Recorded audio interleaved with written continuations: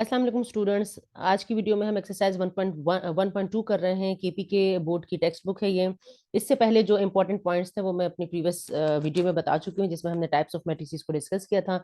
उन्हीं types of matrices को आपने आई होप नोट कर लिया होगा, क्योंकि उनको यूज करते हुए हमने अब इनको आइडेंटिफाई करना है, या इनको इनके जो ट्रांसपोज या स्क्यू सिमेट्रिक जो भी है वो लिखना है।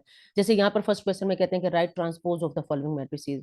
तो transpose of the following matrices में हम क्या करते हैं, रोज को कॉलम्स में इंटरचेंज कर देते हैं। जैसे पी मैट्रिक्स है, पी मैट्रिक्स का ट्रांसपोज कैसे लेंगे, पी के ऊपर लगाएंगे टी, और जो रो है इसकी 1 2 इसको कॉलम में लिख लेंगे। सेकंड रो है 3 1 को सेकंड कॉलम में बना देंगे। तो ये हमारे पास आ गया इसका ट्रांसपोज।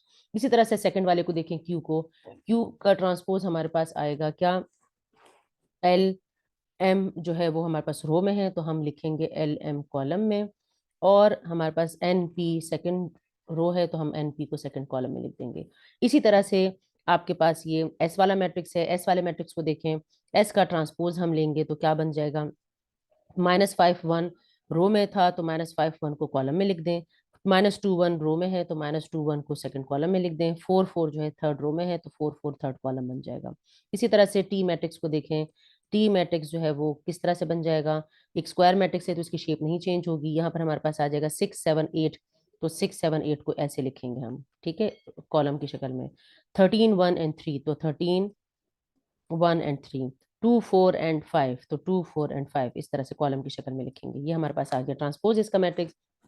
वो स्टूडेंट जिनको समझना थोड़ा सा मुश्किल होता है या उनको थोड़ा टाइम लगता है तो वो वीडियो को रोक कर और थोड़ा सा पीछे जाकर दोबारा से देख सकते हैं, ठीक है।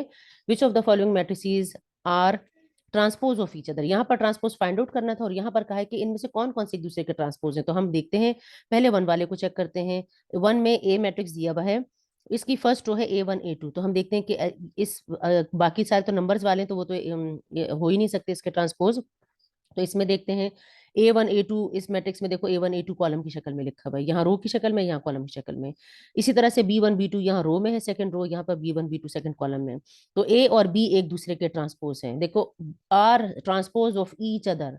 तो अगर ए बी का ट्रांसपोज है, हम बी भी कह सकते हैं कि बी ए का ट्रांसपोज, यानी कि हम ऐसे लिख सकते हैं इसे, हम कहेंगे कि A transpose is equal to B, और B transpose is equal to A. ठीक है, एक ही बात है ये। इसी तरह से अब नेक्स्ट को चेक करते हैं कि ये इसका ट्रांसपोज बन रहा है, बनता है या नहीं। -3 4 कॉलम में है, या इस तरह से रो में के देखें जो हम फॉलो कर रहे थे मेथड। -3 1 -1 रो में है, यहाँ पर -3 1 -1 कॉलम में है। एक बात याद रखनी, साइन एक जैसे होने चाहिए, ठीक है। इसी तरह से 4 2, क्योंकि हम इस वक्त सिर्फ ट्रांसपोज चेक कर रहे हैं।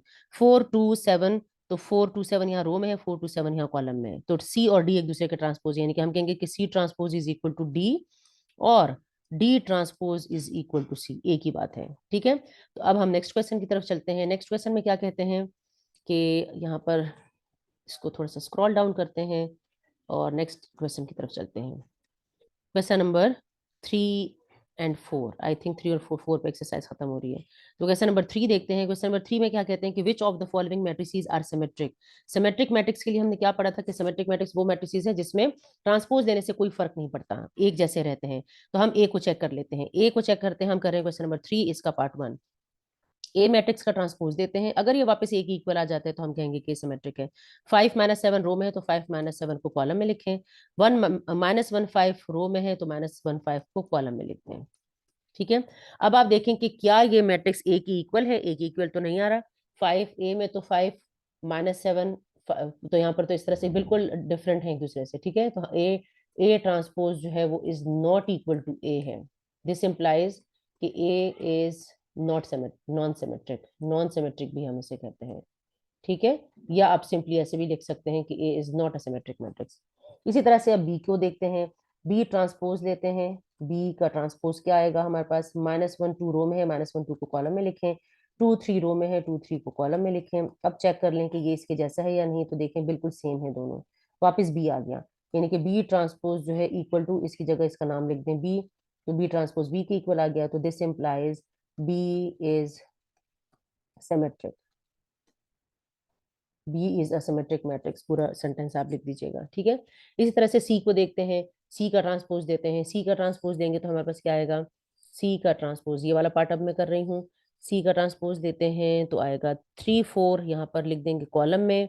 5 6 रो में है, 5 6 को कॉलम में लिखेंगे। अब आपने पहले देखना है कि एक जैसा आ रहा है या नहीं आ रहा, तो देखें एक जैसे नहीं है तो C transpose is not equal to C, तो आपने नीचे एक स्टेटमेंट लिखनी है कि this implies C is not a symmetric matrix.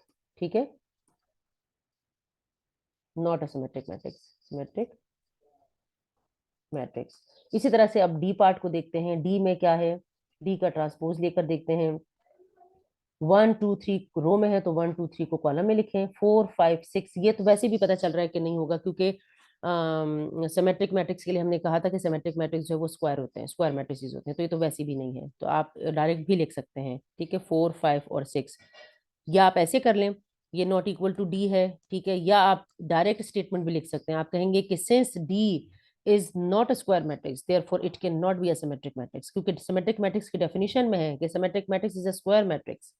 ठीक है, तो यहाँ पर अब नेक्स्ट क्वेश्चन देखते हैं। ये कहते हैं कि which of the following matrices are skew symmetric matrix. Skew symmetric में क्या है, स्क्यू सिमेट्रिक में वैसा ही आता है मैट्रिक्स, लेकिन with opposite sign, sign change हो जाते हैं। तो ए को चेक करते हैं हम पार्ट ए कर रहे हैं इसमें, क्वेश्चन नंबर 4 का। तो पार्ट ए में ए नाम दिया है मैट्रिक्स को, इसका ट्रांसपोज लेकर देखते हैं। 0 4 को हम यहाँ लिख देते हैं और -4 0 को हम कॉलम में लिख देते हैं, तो हमारे पास क्या आ जाएगा, देखो हम अब अगर ये देखो ये दोनों मैट्रिसेस एक ही जैसे हैं, सिर्फ साइन चेंज आ रहे हैं। यानी कि अगर मैं इसमें से माइनस कॉमन ले लूँ तो क्या आ जाएगा, 0 तो न्यूट्रल है, 0 0 ही रहेंगे, -4 +4 हो जाएगा, और जो 4 है वो -4 हो जाएगा। ये कॉन्सेप्ट मैं पिछली वीडियो में देख चुकी हूँ, इसके लिए आप पिछली वीडियो जरूर देख लें। माइनस का साइन अपनी जगह पे रहेगा, ये देखो ए मैट्रिक्स बन गया वापस।